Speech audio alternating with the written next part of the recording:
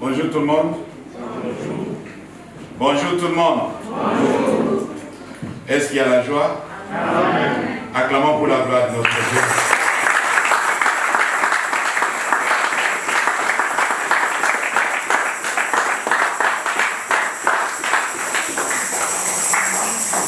Nous allons tous prendre nos Bibles et nous tenir debout. Nous allons lire la parole de Dieu.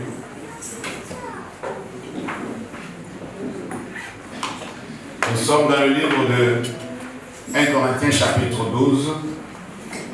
J'ai lu le 11 premier verset. Après on va continuer dans d'autres chapitres. 1 Corinthiens chapitre 12. Je commence à partir du premier verset. Voilà ce que la Bible dit. Pour ce qui concerne les dons spirituels, je ne veux pas, frère, que vous soyez dans l'ignorance.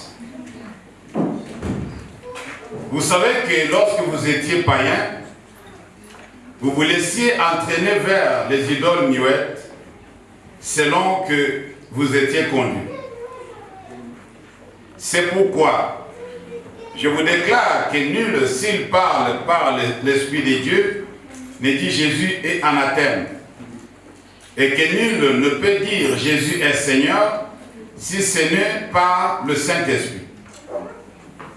Il y a diversité de dons, mais le même Esprit. Diversité de ministères, mais le même Seigneur. Diversité d'opérations, mais le même Dieu qui opère tout en tous. Or, à chacun, la manifestation de l'Esprit est donnée pour l'utilité commune. En effet, à l'un est donnée par l'Esprit une parole de sagesse, à un autre une parole de connaissance, selon le même Esprit, à un autre la foi, par le même Esprit, à un autre les dons de guérison par le même Esprit, à un autre les dons d'opérer des miracles, à un autre la prophétie, à un autre le discernement des esprits, à un autre la diversité des langues, à un autre l'interprétation des langues. Verset 11. Un seul et même esprit opère toutes ces choses, les distribuant à chacun en particulier comme il veut. Parole du Seigneur. Amen. Merci, vous pouvez vous asseoir. Par la grâce de Dieu, comme cela a été promis, nous voulons commencer notre enseignement sur l'usage des dons spirituels dans l'Église. Je dis bien l'usage des dons spirituels dans l'Église. Pas en dehors de l'Église, mais dans l'Église. Comment nous pouvons utiliser les dons spirituels dans notre Église Victory Church. Alors, ici, nous sommes en train de voir quelque chose d'extraordinaire, un événement qui s'est produit, cette expérience unique pour l'Église primitive. Les gens commençaient à parler dans d'autres langues qui n'ont pas été instruits ou formés ou qui n'ont pas étudié. Et cela a été tellement spectaculaire jusqu'au point qu'il y a eu aussi derrière ça des désordres. Pour une petite histoire, comme l'a toujours dit mon bien-aimé Michel, je vais nous aider à comprendre quelque chose par rapport à cela. L'apôtre commence à traiter le chapitre 12 jusqu'au chapitre 14 des dons spirituels dans l'église de Corinthe. Et dans cette église, il y avait eu des abus qui ont été produits par des Corinthiens, notamment à propos des dons de langue et des dons de prophétie. Alléluia. Alors, l'apôtre a voulu écrire pour corriger les erreurs commises et pour un peu ramener les chrétiens de Corinthe qui avaient reçu des dons spirituels, comment ils peuvent les utiliser. Il se peut que dans cette église, il y avait beaucoup qui parlaient en langue. D'abord, beaucoup qui étaient baptisés du Saint-Esprit, qui parlaient en langue. Il est arrivé que ceux qui parlaient en langue ont commencé à perturber parfois le déroulement des cultes. C'est-à-dire, pendant que le culte allait, quelqu'un s'élève, commence à parler dans une langue que personne ne comprend. Et du coup, tout le monde se regardait, mais qu'est-ce qui se passe? Et il parlait comme ça parfois, 3, 4 personnes, 5 personnes à la fois, et on était là, tout le monde regardait, on ne comprenait rien. Et cela a créé un peu un sentiment d'orgueil pour ceux qui parlaient en langue. Ils se voyaient beaucoup plus spirituels que les autres. Alléluia. Ils se sentaient plus spirituels que les autres. Ils avaient en eux l'orgueil qu'ils écoutent, Dieu leur parle, Dieu parle à travers eux, et les autres non. Et ce sentiment-là a causé de l'autre côté aussi l'indignation. Un complexe d'infériorité. Les autres se sont sentis comme étant charnels et humiliés. Ils ne parlaient pas en langue, ils ne pouvaient pas parler en langue, alors du coup, ils ne servent à rien. Alors du coup, au lieu que ces bien-aimés puissent utiliser le don spirituel pour la gloire de Dieu et pour aussi aider d'autres chrétiens à avoir envie de pouvoir aussi être baptisés du Saint-Esprit, puisque nous voyons ici que celui qui baptise du Saint-Esprit, c'est Dieu. Amen. Amen. Les dons ont été donnés, nous avons vu, c'est l'Esprit qui les donne. Ce n'est pas un serviteur de Dieu. Ce n'est pas un chrétien quiconque, quel que soit le niveau de sa spiritualité, ne peut pas baptiser une autre personne du Saint-Esprit. Il ne peut pas attribuer des dons à quelconque. Amen. Des dons quelconques à quelqu'un, il ne peut pas attribuer ces dons-là. Ça, c'est réservé seulement à Dieu. Et l'apôtre dit ceci. C'est bien aimé, au lieu d'utiliser ces dons pour glorifier Dieu et faire du bien aux autres chrétiens, ils s'en servaient pour épater l'assistance. Ils s'élevaient pendant le déroulement du culte pour pouvoir parler, prononcer des paroles que personne ne pouvait interpréter ni comprendre. Et cela impressionnait aussi l'auditoire. Alors, ils avaient fait quelque chose vraiment très critique. Pourquoi? Puisque lorsqu'ils faisaient cela, ces dons spirituels qu'ils avaient reçus, cette manifestation de l'Esprit qui s'est manifestée dans leur vie, ce qu'ils étaient capables de faire selon le pouvoir que Dieu leur avait donné, pour les autres, ça devenait quelque chose d'extravagance. Alléluia. Pour les autres, leur façon de le faire a commencé à inquiéter les autres. Et d'autres membres de l'Église se sont sentis humiliés. Et se sont sentis comme si ils n'étaient pas dignes. Ça a créé un peu un sentiment de jalousie, d'envie chez les autres. Ce n'est pas pour cette raison-là que Dieu avait donné des dons à l'Église. Les dons ne sont pas là pour créer l'envie, pour créer la jalousie. Au contraire. Alléluia. Amen, chrétien. Et nous aussi, aujourd'hui, nous devons tenir compte de cela. S'il n'y avait pas eu de désordre, s'il n'y avait pas eu l'usage non approprié pour des dons spirituels qui a été distribué, l'apôtre n'avait pas écrit cette lettre aux Corinthiens. Lorsqu'il a vu qu'il y a eu des abus, alors il a voulu un peu mettre de l'ordre et leur expliquer comment utiliser les dons. Alléluia. Comment utiliser ces dons-là? Comment chacun d'eux pouvait être utile à la communauté? Alors nous voyons que l'apôtre, il a fallu arranger cette idée erronée des dons spirituels et remettre de l'ordre à l'Église en demandant qu'on exerce un contrôle sur l'exercice des dons. Il faut qu'il y ait un contrôle sur l'exercice de quoi? Des dons. On doit contrôler. On va nous expliquer tout ça.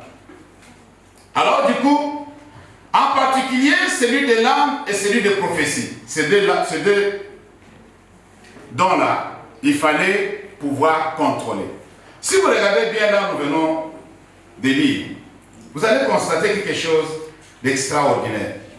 Quand on a commencé à citer les dons, à partir du verset 4, regardez ça dans votre livre. l'apôtre a cité des dons de puissance. Amen. Il a fini par des dons. Vous voyez les dons pour lesquels il est fini avec? Est-ce que vous voyez ça? Regardez très bien. Alléluia. Les dons sur lesquels il a fini, au verset, je crois au verset 10, je crois. À un autre, le don d'opérer des miracles, tout ça. Oui, opérer des miracles. Et à un autre, la prophétie. À un autre, le discernement des esprits. À un autre, la diversité des langues. À un autre, l'interprétation des langues. Il a fini par les dons pour lesquels nous allons nous entretenir, que les Corinthiens ont ramené au premier rang. Ils ont étouffé d'autres dons. Alléluia. Il n'a pas commencé par là. Il a commencé avec des dons de sagesse, qu'aujourd'hui, on va, selon notre usage, selon la façon où nous prenons les choses, on a ramené ça en dernier, on a pris les langues et les prophéties, on a amené en premier. Puisqu'ils sont beaucoup plus spectaculaires. Alléluia.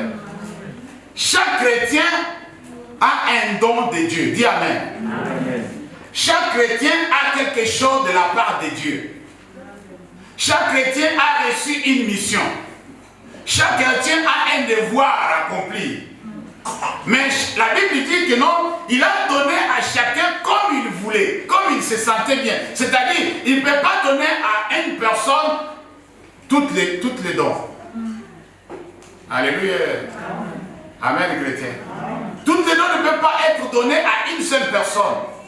Il a distribué. Nous sommes nombreux. Nous sommes membres les uns des autres. C'est ce que la Bible dit. Et parmi nous, chacun de nous a quelque chose de Dieu que l'autre n'a pas. Alléluia. Amen. Pour les uns, c'est spectaculaire. Pour les autres, non. Mais si vous regardez, selon ce que l'apôtre a disposé ici, vous voyez que non, il a placé des dons qui sont beaucoup plus importants selon lui. Alléluia. Selon lui, je crois aussi selon Dieu. Il a bien dit, il y a diversité de dons, mais le même esprit. Diversité de ministères, mais le même Seigneur. Diversité d'opérations, mais même Dieu qui opère tout en tous. Ici, nous voyons la complicité de la Trinité en ce qui concerne les dons et les ministères. Alléluia. Diversité des dons, mais le même esprit. Diversité des ministères, mais le même Seigneur. Est-ce que vous voyez ça? Alléluia. Diversité d'opérations, mais le même Dieu qui opère. C'est lui qui opère dans les dons. C'est lui qui opère dans le ministère. C'est Dieu seul qui opère tout ça. C'est le seulement Dieu qui opère. Les dons sont donnés par l'Esprit, le ministère donné par le Seigneur, mais Dieu est en train d'opérer dans tout ça. Alléluia. Nous voyons maintenant la complicité de la Trinité en ce qui concerne le ministère et les dons dans l'Église. Et il continue pour dire ceci. Or, à chacun, la manifestation de l'Esprit est donnée pour l'utilité commune. On s'arrête un peu là. Par rapport à nos bien-aimés des Corinthiens qui ont gâché et qui ont mal utilisé les dons spirituels, l'Esprit se manifeste lui-même dans la vie de chaque croyant en lui accordant l'un ou l'autre don. Il n'existe pas de chrétien qui n'ait plutôt une mission à remplir. Dis Amen. Amen. Si tu es chrétien, tu as toujours une mission à remplir. Alléluia. Amen. C'est pourquoi la Bible dit que c'était pour l'utilité commune. C'est-à-dire chacun a une mission à faire quoi? À remplir. Les dons sont distribués pour l'utilité commune. Ils ne se sont pas confiés pour que l'homme se vante ou se fasse plaisir, mais pour aider les autres. Dis Amen. Amen. Les dons sont donnés non pour se vanter avec, non pour se faire plaisir, mais pour être au service des autres. Alléluia. Ne soyons pas comme on nous avait dit la fois passée. Le président congolais disait que non, désormais il y aura. Les gens vont changer un peu la façon de voir les choses dans le sens que quand tu es nommé ministre, tu vas regretter au lieu de se réjouir. C'est-à-dire avant, quand tu es nommé ministre, la famille est contente, on jette de la poudre sur sa tête pour dire que non, la famille maintenant, on va devenir riche. N'est-ce pas si vous comprenez? C'est comme ça que ça se passe au Congo.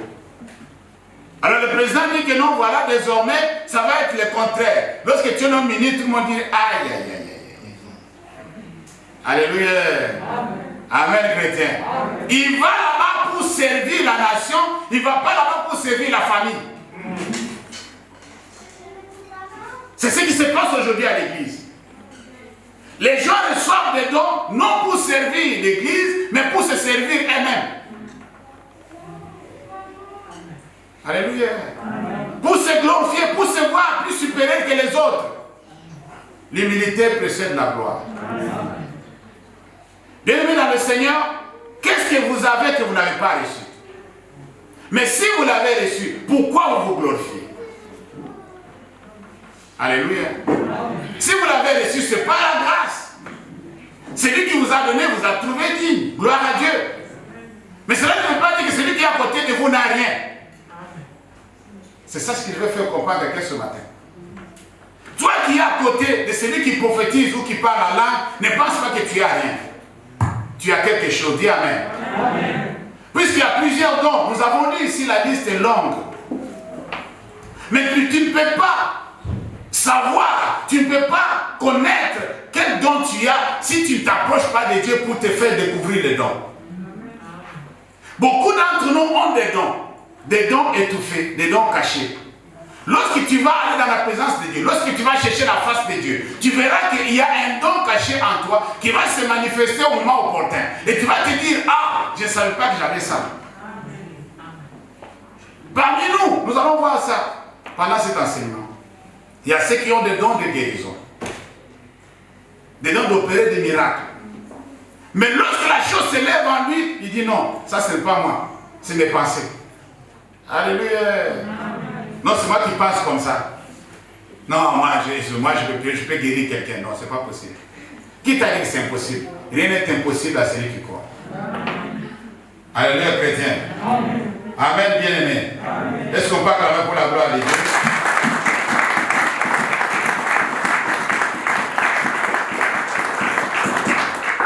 Or, à chacun, la manifestation de l'Esprit est donnée pour l'utilité commune. Si nous tous nous comprenons cela, dans l'Église, que la manifestation des dons est donnée pour l'utilité commune, nous serons vraiment des bienheureux. Alléluia. Nous serons des bienheureux. Nous allons vraiment constituer ce qu'on appelle le corps du Christ. Alléluia. Le corps du Christ, chaque membre a quelque chose, a un rôle à jouer. Si ton corps, même chaque membre de ton corps a un rôle à jouer, a un ministère à accomplir, a un devoir. Aucune partie de ton corps est inutile. Alléluia. Dans le Seigneur, c'est la même chose. Aucun membre n'est inutile. Aucun membre n'est inférieur par rapport à l'autre. La Bible dit que non, parfois, des membres que nous voyons qui sont inférieurs par rapport aux autres dans notre corps, ils sont les plus importants. Alléluia. Tu vas te poser la question, tu dis, mais à quoi sert ça? Ça sert à quelque chose. Amen, chrétien. Amen. Cette position-là de l'oreille a l'utilité. Dieu sait pourquoi il a fait ça. J'ai grandi avec des bien-aimés. On avait un gars qui était dans notre groupe. Pour lui, là, c'était trop allongé, quoi. Amen. C'était trop comme ça, là. Il y avait un trou là, c'était un peu long. On insultait à cause de ça. Mais on avait oublié que lui, il captait mieux que nous. Vous n'avez pas compris. Il était toujours le premier de la classe. J'ai compris que c'était à cause de ses oreilles, c'est moi qui ai compris. Puisque quand le son vient comme ça, là, parfois ça nous échappe, mais lui, ça n'échappait pas. Vous n'avez pas compris ce que j'ai dit. Alléluia. Et la forme de son oreille était aussi utile. C'était utile. En effet,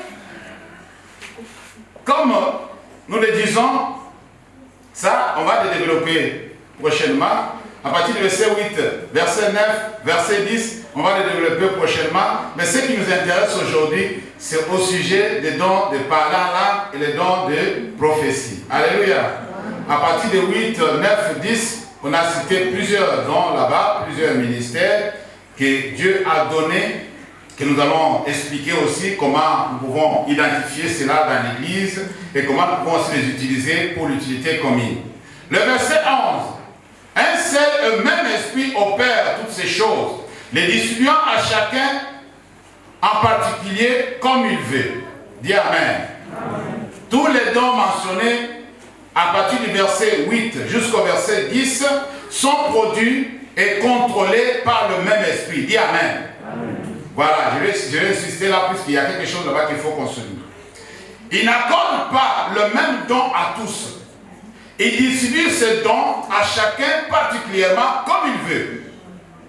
Voilà un autre point important à saisir. L'Esprit octroie ses dons d'une manière souveraine. Alléluia. D'une manière souveraine. C'est lui qui décide. Qui donnait quoi? Personne ne peut dire que nous donne-moi ça. Même l'apôtre Paul a dit que moi je souhaite. Amen. C'est son souhait. Mais c'est Dieu qui décide. Moi, je souhaite que tout le monde parle la langue. Je souhaite que tout le monde prophétise. Il souhaite. Il avait envie. C'était son souhait. Mais en réalité, ce n'était pas le souhait de Dieu. Dieu décidait autrement. Alléluia. Si cette vérité est bien comprise, elle supprime d'un côté toute tentative d'orgueil, puisque nous n'avons rien que nous n'avons reçu. Dis Amen. Et que de l'autre aussi, elle va supprimer aussi le risque, puisque l'esprit parfaitement sage et bon à décider lui-même quel don nous convient plutôt, et sa décision est parfaite. La décision de l'esprit est parfaite. S'il décide à qui donner quel don, il sait pourquoi il donne ce don-là. Sa décision est parfaite. Dis Amen. Amen. Personne ne peut contredire. Ce serait dommage que tous aspirent à un même don. Alléluia. Ça sera vraiment incompréhensible si tout le monde commence à aspirer à un même don. Imaginez-vous, bien-aimés dans le Seigneur, nous avons des instruments ici derrière, chaque instrument a un son. Alléluia. Quand le frère Tony sonne la guitare, on sait que même si tu n'as pas regardé, tu sais que c'est la guitare. Alléluia. Si Exaucé sonne le synthé, tu sais qu'il y a des notes qui sont de synthé que tu ne peux pas trouver sur la guitare. Vrai ou faux? Et tu sauras dire que non, ça c'est le synthé qui sonne. Quand Manassé joue à la batterie, tu sens que non, ça c'est pas la guitare, ça c'est la batterie, même si tu ne regardes pas. Amen. Tu viens de là, tu sais distinguer les sons. Imaginez-vous que si tout le monde était Manassé, derrière ici. Est-ce que vous avez compris quelque chose là? Si tout s'était exaucé, voilà. On a mis seulement des synthés ici. Si tout c'était seulement des guitares, bien aimé dans le Seigneur, et ça sera possible d'écouter ou de suivre l'harmonie de la musique. Alléluia. Alors pourquoi ils jouent tous ensemble depuis le tam-tam jusqu'à la sainteté? C'est pour l'utilité commune. Alléluia. C'est pour l'utilité commune. C'est pour donner le son agréable à l'oreille. Amen. Ils vont combiner les sons qu'ils ont pour donner ce son-là qui est agréable à l'oreille. C'est pourquoi ils sont là. C'est-à-dire, ils se complètent. Si une personne manque, vous remarquerez que non, ça manque quelque part. Amen. Alors dans l'église, Dieu ne veut pas que les choses manquent. Il ne veut pas que les dons manquent. Voilà. Lorsque nous servons Dieu en vérité, bien aimé dans le Seigneur, Dieu ne veut pas que les dons manquent. il veut donner à chacun un don particulier pour compléter le ministère et les dons qui sont exercés dans notre temps aujourd'hui pour l'utilité commune, pour l'avancement de l'Église. Dis Amen. Alléluia. Alors, nous devons faire attention. Nous devons faire attention. Pourquoi? Puisque nous sommes en train d'aller au-delà de ce que Dieu a prévu ou préparé pour nous. Ça, c'était pour nous faire comprendre. Nous sommes en train d'abord d'introduire cet enseignement. C'était pour nous faire comprendre pourquoi Dieu donne les dons, à qui il donne les dons et pour quelle utilité il donne les dons. Nous allons continuer avec cette type de définition que nous sommes en train de faire. Nous voyons aussi que non, quand la manifestation du Saint-Esprit, par laquelle Dieu donne un message adressé au corps du croyant, nous allons voir ça ensemble dans le livre de 1 Corinthiens chapitre 14. 1 Corinthiens 14, prenons nos Bibles. Nous sommes en train de voir pourquoi Dieu donne ces dons-là. 1 Corinthiens chapitre 14, je vais lire le verset.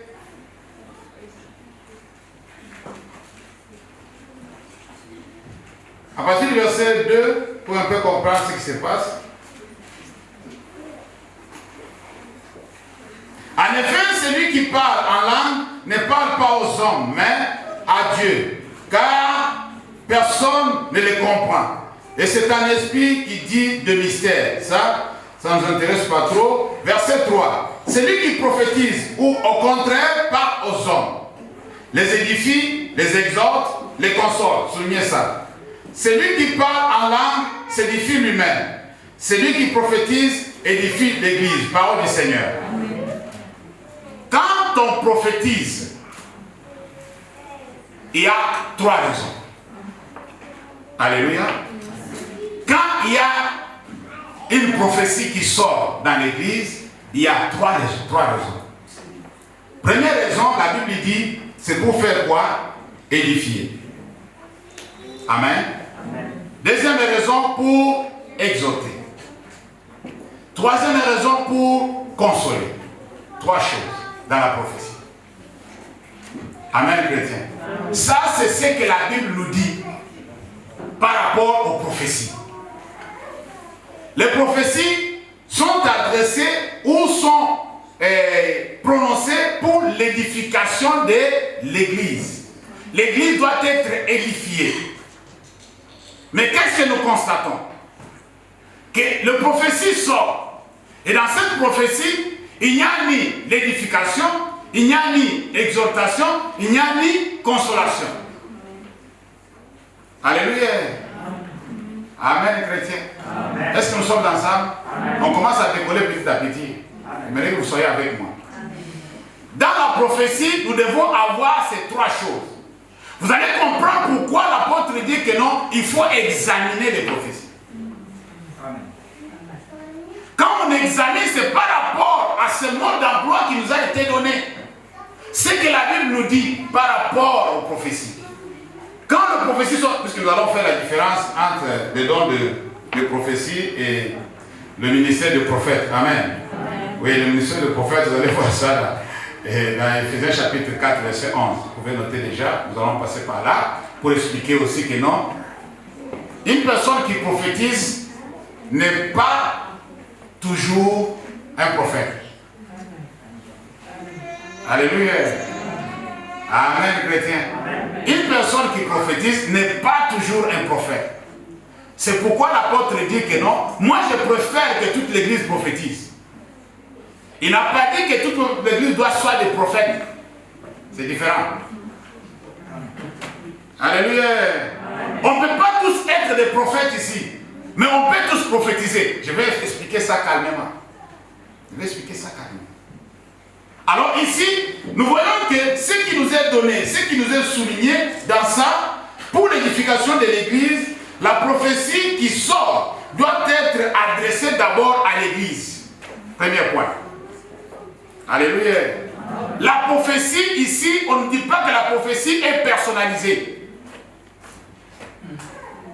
Non. Je ne suis pas fait. La prophétie parle à l'église. D'une manière, je peux utiliser le terme d'anonymat. Et quand on parle à l'église, on dit quelque chose, on exhorte, on édifie, on console. Dans l'assemblée, il y a une personne, deux personnes qui sont consolées, édifiées, exhortées. Je sais pas si vous comprenez. Je ne vais pas citer leur nom, mais ils se sentent déjà consolés, ils se sentent édifiés, ils se sentent exhortés par rapport à une situation. Mais je ne vais pas citer le nom de la personne. Je me fais comprendre là. Amen. Alléluia. Amen. La prophétie est dirigée à l'église, est adressée à l'église. Et cette prophétie vient pour exhorter, vient pour édifier, vient pour consoler. Lorsque ça commence à consoler, une personne qui a besoin de la consolation dans la foule reçoit sa part. Alléluia. Amen, chrétien. Mais lorsque la prophétie n'est pas, n'est ni une édification, exhortation ou consolation, on commence à se poser des questions. Amen, chrétien. On va voir les choses à la lumière de la parole de Dieu. Nous allons expliquer certaines choses calmement. Lorsque nous voyons que ces choses ne sont pas respectées dans la prophétie, alors ceux qui analysent, puisque l'apôtre, nous allons voir ça ensemble, il a dit, puisque vous avez commencé à faire quelque chose à Corinthe qui ne m'a pas plu, c'est-à-dire, quand vous commencez à prophétiser, chacun fait chacun. Alléluia. Chacun commence à dire n'importe quoi, on n'entend pas qui dit quoi, tout ça, tout le monde est dans la confusion. Mais je vais vous exhorter à faire ceci. Amen. Vous allez un peu le faire d'une manière ordonnée. 1 Corinthiens chapitre 14. Alléluia. Amen. Notre Dieu n'est pas un Dieu de désordre, mais un Dieu d'ordre. Amen, chrétien. Est-ce que nous sommes ensemble? Vous voyez immédiatement ici quel doit être le public de la prophétie et son but. Le public, c'est l'église de Dieu. Dis Amen. Le corps de croyants présente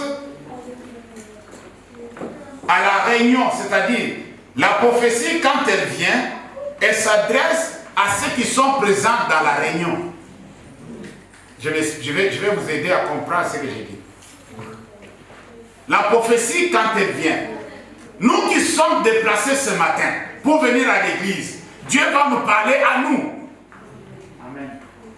Est-ce que vous comprenez? Amen.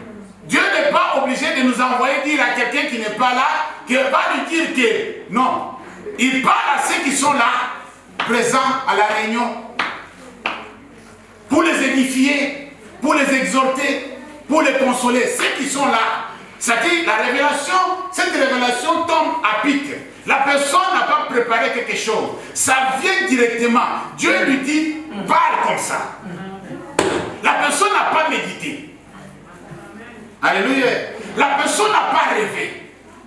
La personne n'a pas vu, puisque nous allons voir tous ces dons-là. Puisqu'il y a des personnes qui ont des dons de vision. C'est-à-dire, Dieu lui montre quelque chose, même pendant que je suis en train de parler, Dieu lui montre quelque chose. Est-ce que vous comprenez? Alors cette personne est capable de se contenir, de se maîtriser. Jusqu'à la fin, il va voir la personne concernée ou le responsable pour dire que non, pendant que tu parlais, voilà ce que j'ai vu.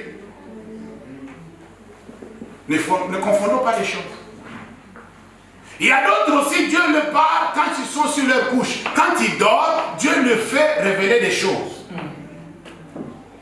Il y a d'autres aussi, pendant qu'il est en prière, Dieu l'amène en extase. Il lui montre des choses. Vous connaissez l'histoire de Pierre, non? Pendant qu'il avait faim, il demandait qu'on lui prépare à manger. Là, à la cuisine, on s'activait pour lui préparer à manger. Il dit, si je reste là, je vais commencer à avaler des salives. Je vais monter un peu. Quand il est monté un peu, arrivé à la chambre haute, la Bible dit que non, il est allé en extase. C'est-à-dire, il a commencé pas à prier avec sa famille. Il a commencé à rêver qu'on lui donnait des choses à manger. Vous avez déjà vu ça? Il dit, j'ai vu une nappe qui descendait du ciel. On me dit, Pierre, tue et mange. Je dis, oh, même si j'ai faim même. Je n'ai jamais mangé ça. Alléluia. Dans une vision, il a vu ça. Mais la Bible dit qu'il était en extase. C'est-à-dire, il pouvait sentir, il pouvait savoir, il pouvait entendre ce que les gens disaient dans la maison, mais en même temps en train de voir les choses. Ça, c'est différent. Alléluia. Il était capable de savoir, même si on l'appelait à côté, il pouvait dire oui, mais pendant ce temps-là, il voit. Ça, c'est Dieu, hein, c'est pas moi. Il donne à chacun comme il veut. Amen. Il y a des dons terribles. Que si on vous donne ça aujourd'hui, je ne sais pas, tu vas commencer à marcher sur le toit des maisons ici. Alléluia. Tu vas commencer à marcher sur le toit des maisons, puisque ça, c'est extraordinaire. Et quand il est revenu, il a entendu les gens toquer à la porte. Et le Saint-Esprit lui dit que non, c'est pour toi qu'ils sont venus. Alléluia. Alors, il y a des choses que nous devons savoir. La prophétie dans 1 Corinthiens chapitre 14, ce n'est pas la même chose qui est mentionnée dans Éphésiens chapitre 4. Allons dans Éphésiens chapitre 4. Éphésiens chapitre 4, verset 11. La prophétie d'un Corinthiens chapitre 14, ce n'est pas la même chose qu'Éphésiens chapitre 4, verset 11. La Bible dit ceci. Et il a donné les uns comme apôtres, les autres comme prophètes, les autres comme évangélistes, les autres comme pasteurs et docteurs. Parole du Seigneur. Ça aussi, c'est une remarque que j'ai remarqué aussi dans notre génération. Ils ont bien classifié des ministères. Vous voyez ça? Mais aujourd'hui, tout le monde veut être toujours pasteur. Parce que c'est le dernier. Nous les hommes, on est comment? Les dons, la même chose. Vous avez renversé le rôle.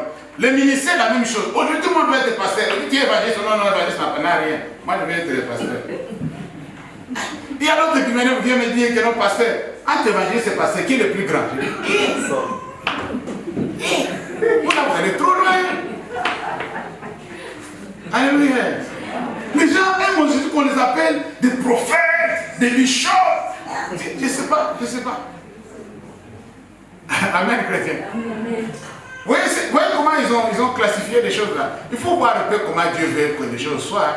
Puis ce n'est pas pour rien qu'il a inspiré à ses serviteurs de pouvoir écrire ça comme ça. Tu ne dois pas comparer qui est grand, qui est petit ici là.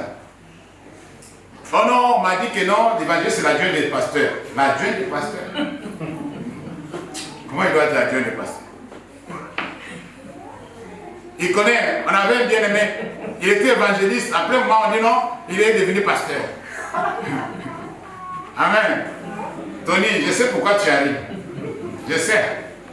Je sais pourquoi tu as rigolé comme ça, puisque tu sais, tu te trouves dedans. Mais le frère Tony se trouve dedans. Non, il n'est plus évangéliste, il est devenu pasteur. Ah, depuis quand tu es devenu pasteur? Ah, depuis que je suis devenu pasteur. Alléluia. Est-ce que tu connais vraiment ton ministère? Est-ce que tu sais vraiment tu es appelé à quoi? Il y a un autre qui dit que non, moi je suis devenu pasteur puisque les gens m'appelaient pasteur. Est-ce que c'est les gens qui font de toi des pasteurs? Ou bien tu as un ministère pastoral? Alléluia. Ah, il a envie, voilà. Maintenant, non, il a envie de devenir pasteur et les gens l'ont appuyé. Puisque les gens l'appelaient pasteur, pasteur. Mais il était frère, hein. Tellement on l'appelait pasteur, pasteur Enout, pasteur Enout. À la fin, il devient pasteur Enout. Alléluia. À la fin, il devient pasteur Enout. Mais quand on regarde dans les habitudes d'Enout, on ne trouve pas de traces de pasteur. Alléluia. Amen, chrétien. On aura le temps de parler de ça aussi. Et il a donné les uns comme apôtres, les autres comme prophètes, les autres comme évangélistes, les autres comme pasteurs et docteurs.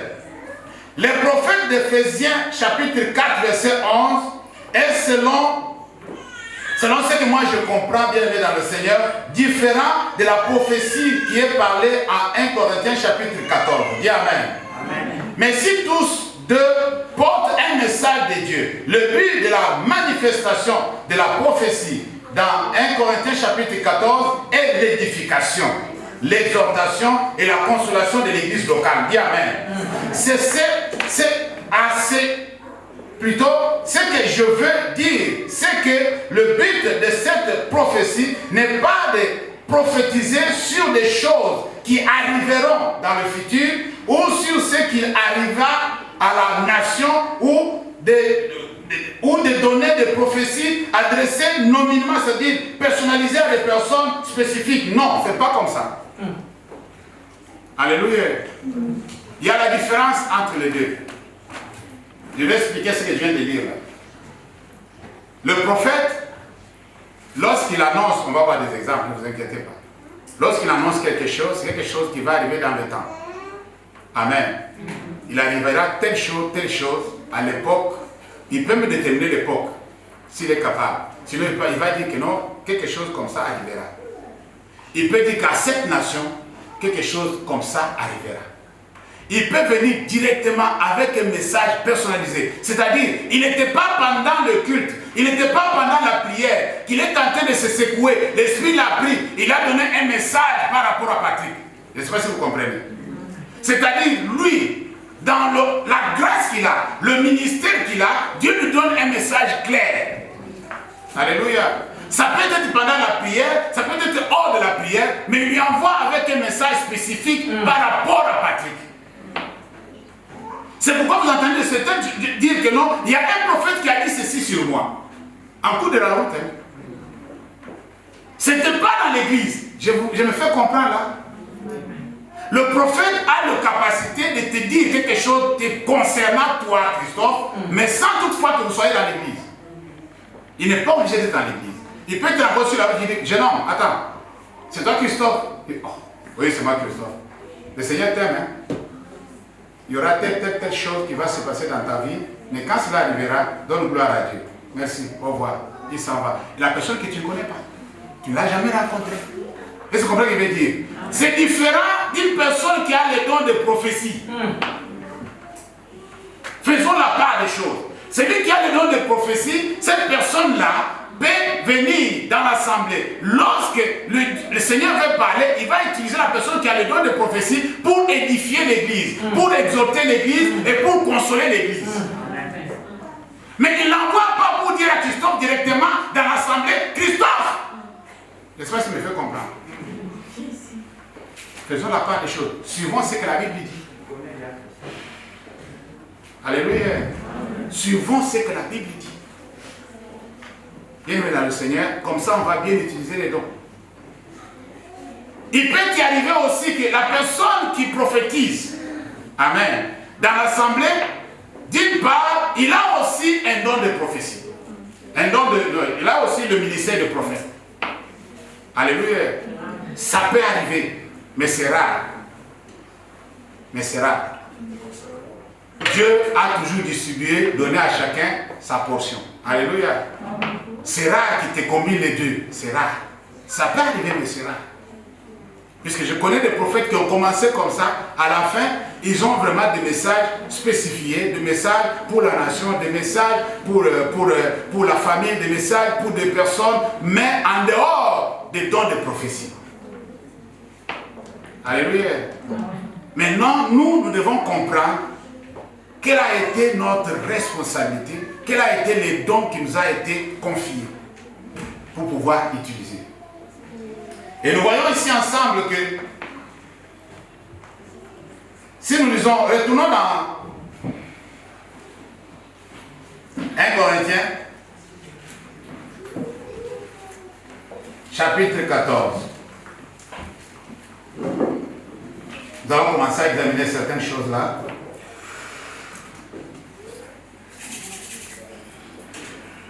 L'apôtre a commencé à expliquer beaucoup de choses qui nous intéressent là-dessus.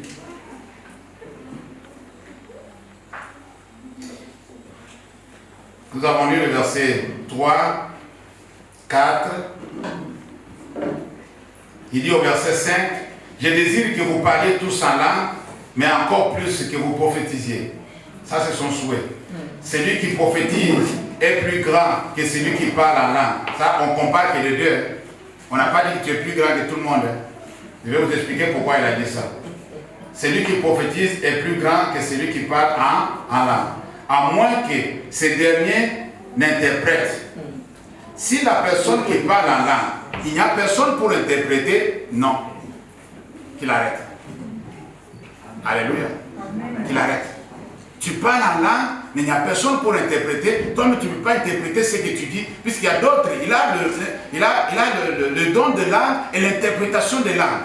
C'est-à-dire la personne parle en langue. Et après, nous avons vu ça dans notre église ici. Et après, la personne interprète ce qu'elle vient de dire. Ça, c'est bon. Alléluia. Ça, c'est bon. Ça, c'est approuvé. Celui qui prophétise est plus grand que celui qui parle en langue, à moins que ces derniers n'interprètent. Si tu interprètes, gloire à Dieu. Pour que l'Église en reçoive l'édification. On revient encore sur l'édification. Pour que l'Église, pas pour qu'un individu, non, pour que l'Église en reçoive l'édification. Dans l'Église, il y a quelqu'un qui a besoin d'être édifié. C'est pourquoi ces dons-là se manifestent. Dieu n'envoie pas quelque chose par hasard. Et maintenant, frères, de quelle utilité vous serais-je plutôt si je venais à vous parlant en langue? Et si je ne vous parlais pas par révélation, ou par connaissance, ou par prophétie, ou par doctrine, si les objets inanimés qui rendent un son, comme un flûte ou une harpe, ne rendent pas de son distinct, comment reconnaîtra-t-on ce qui est joué sur la flûte et sur la harpe? C'est ce que je viens de voir pour les instruments ici derrière. Et si la trompette rend un son confus, qui se préparera au combat? C'est ça le problème. La trompette ne doit pas rendre un son confus. C'est-à-dire, toi tu parles en langue, tu parles, et personne ne peut interpréter, alors tout le monde reste comme ça, il dit, ouais, il a parlé en langue. La Bible dit que non, car celui qui parle en langue, il parle à Dieu, il ne parle pas aux humains. Mais celui qui prophétise, il parle aux humains, il ne parle pas à Dieu. Vous avez compris quelque chose là? Alors, il faut faire attention. De même, si par la langue, vous ne donnez pas une parole distincte, comment sera-t-il ce que vous dites, car vous parlez en l'air? Quelques nombreuses que puissent être dans le monde de diversité des langues, il n'en est aucune plutôt qui ne soit une langue intelligible. Alléluia. Puisque, en passant, je vais souligner quelque chose. Celui qui parle en langue, il ne parle pas dans une langue qui n'est pas explicable. Comme au temps de Pentecôte, la Bible dit que les gens entendaient les disciples, les apôtres plutôt, parler dans leur langue. C'est-à-dire, un Chinois entendait quelqu'un qui n'est pas chinois, qui n'a pas étudié le chinois, qui n'a pas été instruit à l'école en chinois, mais qui parlait le chinois en glorifiant Dieu. Alléluia. Alors la plupart des langues que les chrétiens parlent, ce sont des langues qui existent, mais que la personne n'a pas étudiées. Et la personne aussi qui interprète ces langues-là, c'est une personne que Dieu donne les capacités d'interpréter une langue qu'il n'a jamais étudiée. C'est-à-dire, quelqu'un dans l'assemblée commence à parler en anglais, alors quelqu'un qui n'a pas étudié l'anglais commence à l'interpréter. Voilà le mystère que nous sommes en train de parler. C'est-à-dire, cette langue-là existe. Ce n'est pas une langue qui vient comme ça, une langue comme ça. Est-ce que vous comprenez? Les langues que Dieu utilise, les langues que vous parlez à l'église, ce sont des langues qui existent, mais que vous n'avez pas étudiées. Alléluia. Vous n'avez pas étudié. Mais que le Saint-Esprit vous inspire, vous dit de parler dans ces langues-là. Puisqu'on a vu les gens écouter les disciples parler dans leur langue maternelle, et cet homme-là n'a jamais été en Éthiopie, mais il parlait la langue des Éthiopiens. Ils étaient étonnés, mais ce qu'il dit là, c'est dans ma langue.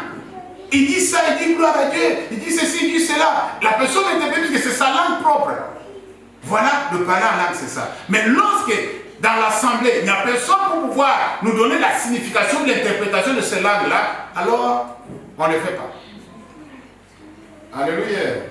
On continue la lecture. Si donc je ne connais pas le sens de la langue, je serai un barbare pour celui qui parle. Et celui qui parle sera un barbare pour moi. De même, vous, puisque vous aspirez aux dons spirituels, que ce soit pour l'édification de l'Église, que vous cherchez à en posséder en abondance. Bienvenue dans le Seigneur, ça nous devons le comprendre. Que ce soit pour l'édification de l'Église, que vous cherchez à en avoir. Que ce ne soit pas pour autre chose. C'est pourquoi que celui qui parle en langue prie pour avoir le don d'interpréter. Car si j'ai pris en langue, dans la langue, mais mon esprit est en prière. Quand je prie en langue plutôt, mon esprit est en prière. Mais mon intelligence demeure stérile. Que faire donc? Je prierai par l'esprit, mais je prierai aussi avec l'intelligence. Je chanterai par l'esprit, mais je chanterai aussi avec intelligence. Autrement, si tu rends grâce par l'esprit, comment celui qui est dans le rang des hommes du peuple répondra-t-il Amen à ton action de grâce, puisqu'il ne sait pas ce que tu dis? Alléluia. Amen, chrétien. Tu rends, il est vrai, d'excellentes actions de grâce, mais l'autre n'est pas édifié. L'autre n'est pas édifié. Alléluia. L'autre n'est pas édifié. Quand on fait cela, il faut que l'autre soit édifié. Il faut que l'autre puisse tirer quelque chose de bien dans ce que tu dis. Quelque chose qui va l'encourager. Je vais vous donner un exemple simple. La personne qui prophétise, il dit que non, l'Éternel dit ceci. Ça, c'est mon église. Vous êtes déjà habitué à ça, non? Coucou. On est là. Vous avez déjà entendu quelqu'un dire ça comme ça dans notre église, non? Ça, c'est mon église. Qu'est-ce qu'il veut dire par là? Vous vous comportez dans mon église comme si c'était chez vous à la maison. Vous vous comportez dans cette église comme si c'était un lieu de marché. Jésus, lorsqu'il a vu que les gens avaient changé l'usage de l'église, il a pris le fouet et les a fouettés. Alléluia. Alors lorsque Dieu dit que non, ça c'est mon église, c'est-à-dire il est en train de tirer l'oreille de quelqu'un dans l'assemblée ou de plusieurs dans l'assemblée pour dire que non, ce que vous faites dans mon église, ce n'est pas digne d'être fait dans l'église. Là, Dieu vous exhorte. J'espère que on est ensemble là. Alléluia. Un jour, on était ensemble ici. Une maman, je ne vais pas citer le nom, a commencé à dire, je suis là. Je suis là. Elle a répété, je suis là. Tout le monde était silencieux. Alléluia. Je suis là. Je suis parmi vous. Vous savez ce que cela signifie? Dans les trois choses que nous avons vues, si vous avez compris la leçon, qu'est-ce que cela signifie? Amen. Alléluia. Amen, chrétien. Je suis là. Je suis parmi vous. Je suis là. Je suis parmi vous. Pourquoi la personne dit ça? Dieu nous rassure. Alléluia. Il nous rassure que non, je suis parmi vous. Là, quelqu'un qui était à côté, il est édifié. Amen. Il sait déjà que non, vraiment, là je prends courage, je vais maintenant mettre ma foi dans la peau, puisque Dieu est en train de faire quelque chose maintenant. Amen. Comme il est là, quelque chose va se passer. Alors du coup, la personne prend conscience que non, Dieu est là. Puisqu'il y a certaines personnes, il est dans l'église, on lui dit que le Seigneur est là. Lui, ça c'est l'histoire, hein? Le Seigneur est là. Mais lui ne croit pas que le Seigneur est là, parmi nous. Il ne croit pas que Dieu peut nous parler. Il ne croit pas que Dieu est présent. Comme il ne se voit pas, c'est un esprit, alors lui il veut voir. S'il voit là, puisqu'il y a des gens, ça c'est entre nous, hein. Il faut garder ça entre nous. Il y a des gens, quand ils voient des manifestations, ils disent, ça c'est vrai, hein? C'est vrai, Dieu est là. Hein? Mais depuis que tu étais dans la salle, tu ne savais pas que Dieu est là. Tu attendais que quelqu'un commence à... Alléluia. Quand la personne a commencé à sauter, crier, tu dis, ah, vraiment le Saint-Esprit est là. Mais on a dit au début par les modalités que non, le Saint-Esprit est là. Mais toi, tu n'as pas cru. Toi, tu n'as pas cru. C'est pas la foi que nous voyons ces choses-là, avec les yeux de la foi. Il ne faut pas seulement voir des manifestations pour croire qu'il est là. Mais lorsqu'on dit que non, là où deux sont rassemblés à mon nom, je suis parmi eux. Dieu est là. Amen, chrétien. Amen. Dieu est là parmi nous. Et nous devons aussi savoir que lorsqu'une personne commence à dire quelque chose au nom du Seigneur, je vais donner encore un autre exemple pour que vous compreniez ce que je suis en train de dire. Il y a quelqu'un qui vient d'arriver, il n'est pas de cette église. Peut-être on l'a invité, il est venu pour la première fois. Vous allez voir l'importance des dons spirituels, surtout les dons de prophétie. La personne est là, elle est assise juste à côté, et quelqu'un commence à prophétiser dans l'assemblée pour dire que non. Écoutez-moi, écoutez-moi. Ne t'inquiète pas, donne ta vie à Jésus, je suis là pour te sauver. Et la personne, là où la personne est, il sent comme quelqu'un qu'on a foudroyé de l'intérieur. Est-ce que vous comprenez ce que je veux dire? C'est-à-dire, c'est comme si c'est lui, il commence à trembler là où il est. Pendant que la personne prophétise, la personne concernée commence à se sentir déjà concernée. Lui-même, il regarde à gauche, à droite, il dit, et dans son cœur, il sent que non, ça brûle. Il sent que non, commence à trembler. Il dit, ne résiste pas, mon fils. Est-ce que vous comprenez? On n'a pas cité le nom de quelqu'un. Il dit juste, ne résiste pas à la voix du Saint-Esprit, donne ta vie à Jésus. Vous allez voir la personne se lever tout seul avec ses genoux. Amen. Je vous dis la vérité. Mais on n'a pas cité son nom. Hein. Là, Dieu a consolé cette personne. Dieu a consolé cette personne. Cette personne avait besoin de la consolation. Maintenant, le Seigneur l'a visité. Il a consolé. C'est ça la prophétie. Alléluia. C'est ça la prophétie. Il y a plusieurs exemples que nous vivons tous les jours. Mais il faut qu'on sache comment le pratiquer et le mettre en place. Alléluia. Amen, chrétien. Est-ce que nous sommes ensemble? Et lorsque Dieu console une personne qui est venue ici abattue, une personne qui est venue ici avec un problème, il ne sait pas quand il va sortir ici, la solution viendra d'où. Et une personne au milieu de nous commence à prophétiser, dit, mon fils, ma fille, ne t'inquiète pas, je suis au contrôle. Amen.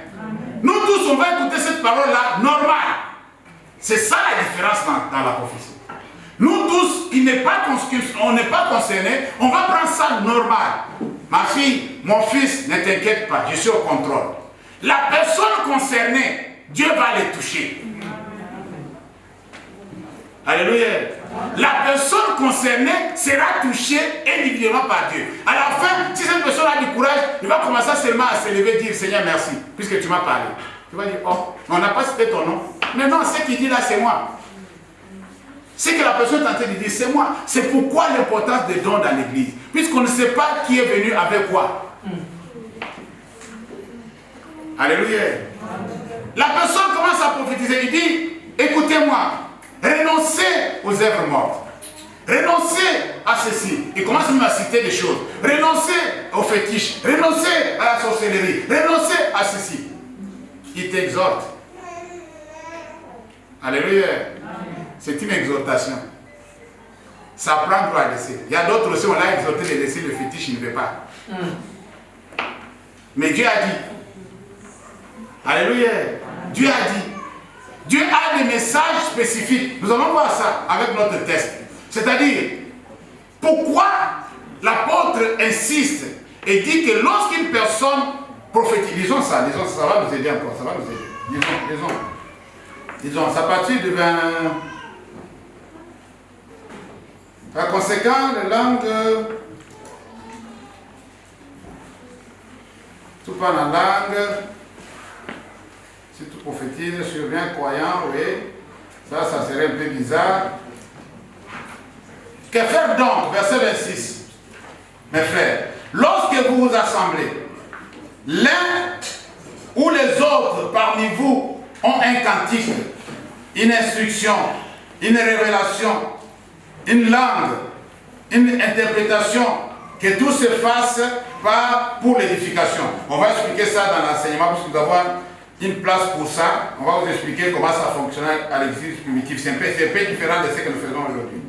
Et est-il qui parle en langue que deux ou trois au plus parlent chacun son tour, et qu'on parle à soi-même et à Dieu. Pour ce qui est des prophéties, des prophètes plutôt, que 2 ou 3 parlent et que les autres jugent. Et si un autre qui est assis a une révélation, que le premier se taise, car vous pouvez tous prophétiser successivement, afin que tout soit instruit et que tout soit exhorté. Comme je viens de le dire, les esprits des prophètes sont soumis aux prophètes, car Dieu n'est pas un Dieu de désordre, mais de paix, comme dans toutes les églises des saints. Je vais revenir un peu plus haut pour nous aider à comprendre. Dans l'église primitive, il y avait une habitude. Ils n'avaient pas de programme bien établi comme nous aujourd'hui. Et il arrivait que lorsqu'on arrivait, puisque la plupart de ces gens-là n'avaient pas des églises qui vont, par exemple, imaginez-vous, nous sommes déjà partis de 500 membres jusqu'à 5000 membres. Ça serait difficile qu'une personne commence à prophétiser là-bas que tout le monde peut s'entendre. Est-ce que vous comprenez ce que je veux dire? Ça serait un peu compliqué. Alors, quand l'apôtre parle de ça, souvent c'était des églises de maison. Amen. Écoutez-moi bien, c'est des églises de maison. Comme nous sommes dans la permanence, dans des cellules de prière, chez quelqu'un, on est parti chez Papa Eric, et les gens du quartier sont venus là-bas, on prie ensemble. Amen. Alors du coup, si quelqu'un, voilà comment ça fonctionnait. Il n'y avait pas de programme comme on dit, voilà, on commence par, le modérateur va dire ceci, après il y a l'adoration, il y a évoquer le Saint-Esprit, après la louange, après la prédication, à la fin les offrandes, à la fin c'est fini. Non, le programme n'était pas comme ça. Alors quand ils se réunissaient dans des maisons, ça s'est passé comme ça. Si quelqu'un a une chanson, c'est-à-dire tout le monde participait au ministère. Alléluia. S'il y avait une personne qui avait une exhortation, est-ce qu'il y a un bien-aimé qui a une parole à nous exhorter? Oui, moi, papa, pasteur. Ok, tu peux nous exhorter. Bon, alors dans le livre d'Éphésiens, il lit, il exhorte. Est-ce que vous comprenez? Est-ce qu'il y a quelqu'un qui a une chanson? Oui, moi j'ai une chanson. Il chante pour la gloire de Dieu. Quand une personne a une révélation, il donne sa révélation. Une personne a une prophétie, il fait cette prophétie. Je sais pas si vous comprenez. Quand quelqu'un parle, maintenant, pendant qu'ils adoraient, pendant qu'ils priaient, il pouvait y avoir des gens qui pouvaient parler en langue. Et là, il dit qu'il faut qu'il y ait quelqu'un pour l'interpréter. S'il n'y a pas une personne pour l'interpréter, que la personne se taise. Alors, s'il y a quelqu'un pour interpréter, alors qu'on le fasse à tour de rôle. Celui-ci commence à parler en langue et l'interprète a le temps de pouvoir l'interpréter. Quand le message a été déjà communiqué, la personne se tait. Et une autre personne aussi qui a aussi une révélation commence aussi à faire. Est-ce que vous comprenez ce que je veux dire? La même chose pour les prophéties. La personne commence à prophétiser, les autres écoutent et jugent. Alléluia. Amen, chrétien. Quand l'essentiel est dit, puisqu'il y a aussi quelqu'un d'autre aussi qui peut aussi donner notre message. Alors, la première c'était. C'est pourquoi la Bible dit que non, vous les prophètes là, vos esprits là doivent être soumis. Amen. Non, je ne sais pas si je me fais comprendre. Voilà l'interprétation biblique de ce que je viens de dire là. C'est-à-dire, vous là, vous les prophètes là, vous qui prophétisez là, vous devez d'abord vous respecter, vous. Alléluia. Bon, comme l'autre a commencé à prophétiser, moi je dois aussi me taire. Mais lorsque nous comprenons que, lorsque nous assistons à un scénario où la personne qui a commencé premier n'arrive plus à se taire, il a déjà communiqué l'essentiel, mais ce qui reste, il n'arrive plus à contrôler, on le prend, on le met à côté. Oh, il ne faut pas dire que non, parce que pourquoi on l'amène là-bas? On l'amène là-bas puisque nous avons déjà reçu l'essentiel, mais la personne ne contrôle plus la situation. Ce n'est pas biblique. Amen. Dans la Bible, on ne nous a pas dit que non, quand ça déborde, alors tout le monde déborde. Est-ce que vous comprenez? Comme nous voulons l'ordre, on va mettre la personne à côté jusqu'à faire que la personne c'est comme ça. Puisque, selon l'expérience, les personnes comme ça, ce sont des personnes qui sont encore des amateurs dans leur don. Amen, chrétien. Il est au début. C'est-à-dire, l'expérimentation des dons, il n'a pas encore la maîtrise des dons. Il sait où commencer, mais il ne sait pas où s'arrêter. C'est comme quelqu'un qui apprend à conduire. Alléluia. Alors il faut le comprendre. Mais quand nous constatons, nous les responsables, nous constatons, l'accueil constate que la personne ne sait plus s'arrêter. Alors, on ne peut pas chavirer tous les programmes pour laisser la personne crier, crier et faire du bruit. Puis ça va, on va appeler la police. Hein. Chez eux, là, quand ils se réunissent, c'est un désordre total.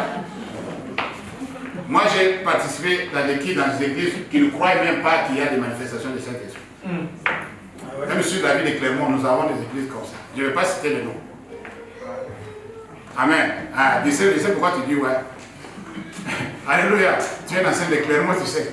Alors du coup, ces gens-là, pour eux, ils ont raison.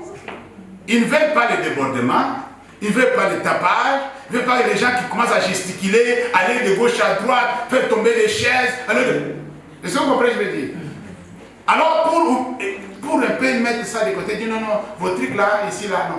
Si tu vois que ça commence à... Il faut bloquer ça. Bloque ça, bloque ça. Et si ça ne marche pas. Ah, c'est vrai, dis non, ici, là, vos trucs là, le Saint-Esprit, ici, là, ne fait pas comme ça. Est-ce que vous comprenez? Mais nous, selon l'expérience, comme nous avons grandi dans ces choses, nous savons que lorsque la personne a la maîtrise de ce don-là, la personne commence à se contrôler. La personne commence à savoir que non, l'esprit du prophète est soumis au prophète. Lorsque moi j'ai commencé, et l'autre veut aussi commencer, l'esprit de Dieu commence à parler avec celui-là, moi je dois me taire. Même si je n'ai pas entendu, lorsqu'on me touche, on me dit calme-toi ma soeur, calme-toi mon frère, j'écoute, puisque quelqu'un d'autre veut aussi annoncer quelque chose. C'est ça l'ordre dans la maison de Dieu. Mais lorsque nous voyons que non, c'est hors contrôle, là, on prend nos responsabilités, on passe à la vitesse supérieure, on dit bon d'accord, Jean-Paul, tu peux m'aider là? Alléluia. Jean-Paul va venir prendre la personne, amener à côté. Vous savez, il y a d'autres aussi, c'est tellement que c'est plus fort que la personne. C'est tellement fort. La personne ne contrôle plus rien. Amen. Amen. Alors, si ça arrive comme ça, on va mettre la personne à côté, écouter ce que la personne va dire, et s'il y a quelque chose de ce que la personne va dire qui va édifier l'église, la prochaine fois, on annonce à l'église. Il y a un message qui est sorti la fois dernière, une sœur nous a dit que le Seigneur a dit ceci, cela. Amen. Pour bien dire, ce message a été transmis. Mais ce n'était pas directement avec la personne, puisque la personne, parfois, tu lui poses la question, qu'est-ce que tu as, pendant que tu disais là, tu as dit comme ça, dis non, moi je ne sais même pas ce que je disais. Imaginez-vous dans ces conditions-là, vous allez faire comment? La personne ne sait même pas ce qu'il dit. Hein. Il va vous demander à la prêtre, mais qu'est-ce que je disais? Non, tu as dit ça, tu as dit ça, tu as dit ça, tu as dit ça.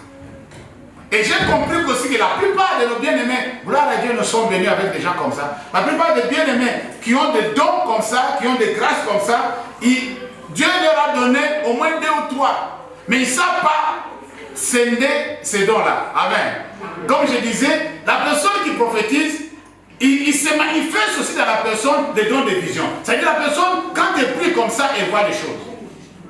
Elle voit quelque chose. Amen. Et ça, elle peut contrôler. Ça, elle peut garder. Même dire après que voilà ce que j'ai vu, voilà ce que le Seigneur m'a montré. Mais lorsqu'il faut maintenant dire directement, envoyer la révélation par prophétie et dire cette révélation directement, alors du coup, nous qui sommes là, on doit juger. C'est que l'apôtre Paul dit. C'est notre responsabilité. Nous, l'église, on doit juger. Alléluia. On doit juger. D'abord, je donne un exemple simple. La personne a commencé à parler. Et vous voyez que pendant 5 ou 6 minutes ou 10 minutes, la personne répète la même chose. J'espère que je me fais comprendre. S'il commence à répéter la même chose, ça ne sert à rien de pouvoir laisser la personne faire la récitation. C'est pas je vous salue Marie, Mère de Dieu. Prie pour nous, nous les pauvres pécheurs. Vous salue Marie, Mère de Dieu, pauvres pécheurs. Vous salue Marie, Mère de Dieu. Prie pour nous. La récitation. Si la personne commence à réciter les mêmes choses, là, le message a été déjà transmis. Est-ce que vous comprenez? Là, on prend nos responsabilités, on dit calme-toi ma soeur, calme-toi mon frère, gloire à Dieu, alléluia, merci Seigneur, amen, amen. Et toi aussi, quand on te demande de te calmer, calme-toi un peu.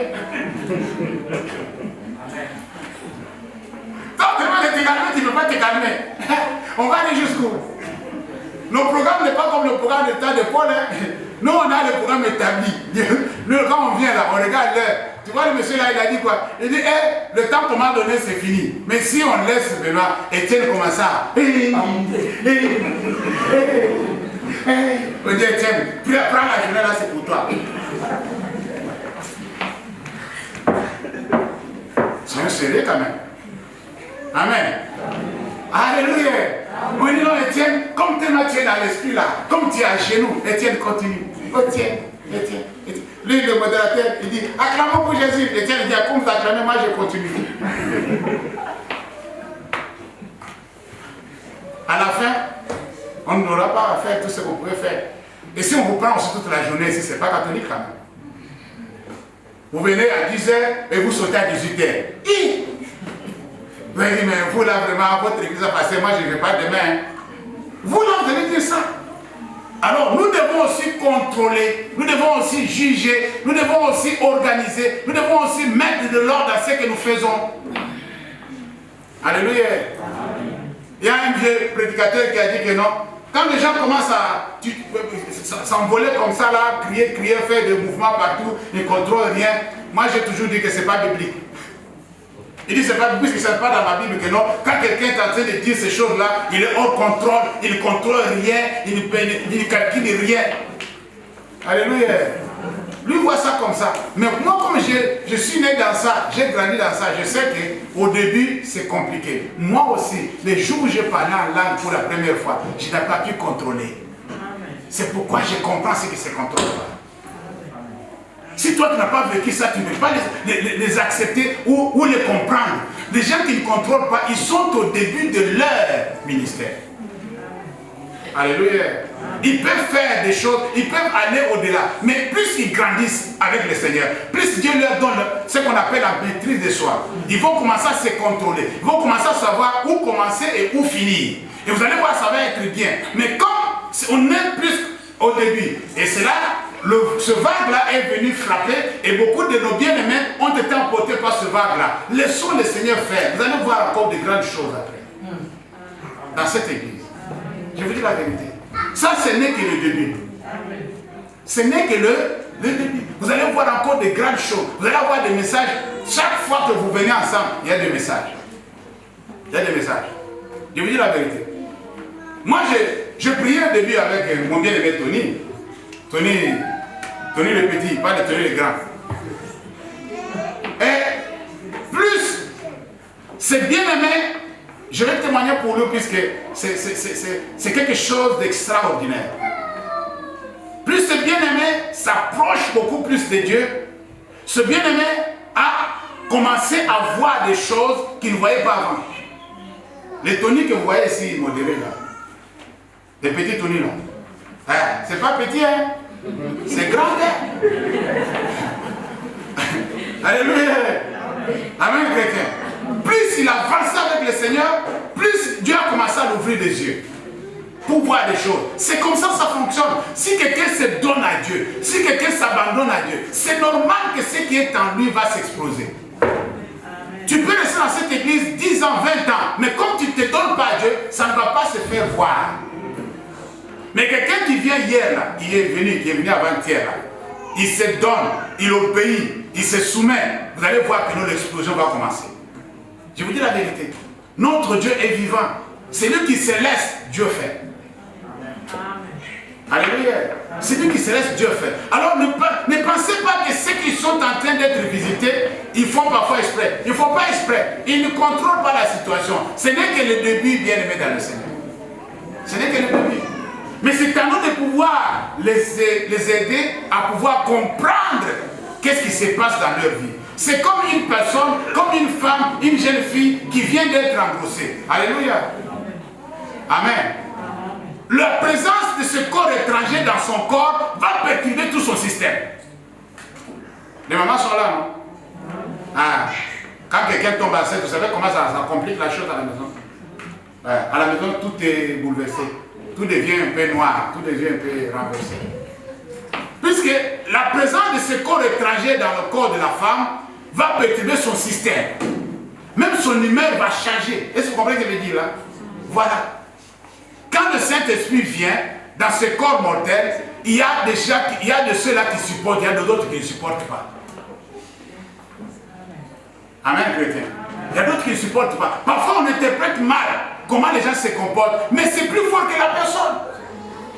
La personne ne peut pas contrôler. C'est un corps étranger dans son corps. De ce qu'il est en train de faire des choses que lui ne s'attendait pas. Alors, son corps ne peut pas supporter. Il ne peut pas supporter. Il peut être emporté comme ça, il ne sait même pas là où il se trouve. C'est le début. Alléluia. Quand la grossesse commence à grandir, vous allez voir que la maman va commencer à se retrouver. Alléluia. Quand il y a 2 mois, 3 mois, 4 mois, tu vois que d'autres perturbations vont commencer à cesser. La personne va commencer à supporter sa grossesse jusqu'à la maturité. Amen, chrétien. C'est comme ça que ça se passe. Laissons nos bien-aimés qui ont été visités par la puissance de Dieu faire leur ministère. Laissons-les faire leur ministère. Encourageons-les. Nous sommes là pour les encadrer, les aider à pouvoir comprendre comment ça fonctionne. Si toi tu es scandalisé, viens voir le pasteur. Parce que mais là, ça je n'ai pas compris. Oui, tu n'as pas compris parce que ce n'est pas à ton niveau. Moi je vais t'expliquer. C'est comme ça, ça se fait, c'est comme ça, c'est comme ça, c'est comme ça. Alléluia. Amen, chrétien. Amen. Ah ouais. Daniel, je peux m'arrêter quand même. Puisque je vais continuer le dimanche prochain. Je préfère m'arrêter là. Pour cette introduction, on va entrer en matière à partir du dimanche prochain pour développer encore d'autres sous-sujets qui nous aident à savoir comment utiliser. On va revenir encore sur d'autres choses que je n'ai pas touchées aujourd'hui pour aider l'Église à comprendre comment ça fonctionne. Amen. Amen. On va incliner nos têtes, on va prier.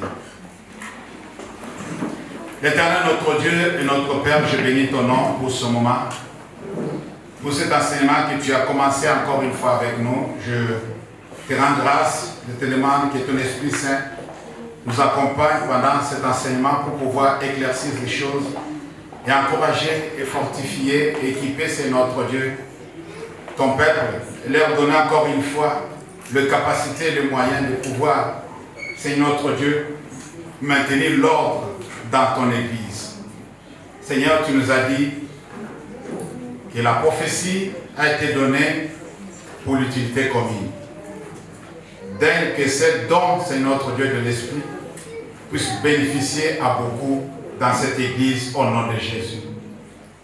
Oui, tu nous as dit que cela a été distribué à chacun selon que toi tu le veux. C'est toi qui donnes, Seigneur. C'est toi qui donnes, mon Dieu, mon roi. Donne encore à ceux qui désirent au nom de Jésus. Dès que c'est notre Dieu, visiter nos bien-aimés qui ont besoin aussi de voir leur grâce, leur responsabilité, leur ministère se manifester, mon Dieu, mon roi, dans cette Église. Au nom de Jésus.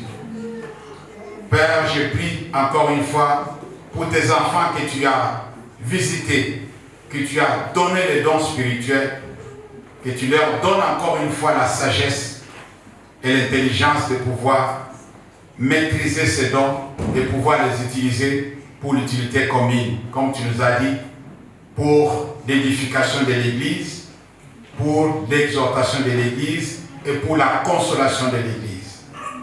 Seigneur, que ce peuple soit édifié, exhorté et consolé chaque fois que tu parles à travers les instruments que tu t'es déjà choisis dans notre Église. Je les recommande tous entre tes mains, Seigneur. Je prie pour leur grâce, pour leur ministère, pour leur, c'est notre Dieu, don que tu as versé dans leur vie. Que cela puisse aller de l'avant. Dans le nom de Jésus, nous avons ainsi prié. Amen. Amen. Amen. Amen. Je vais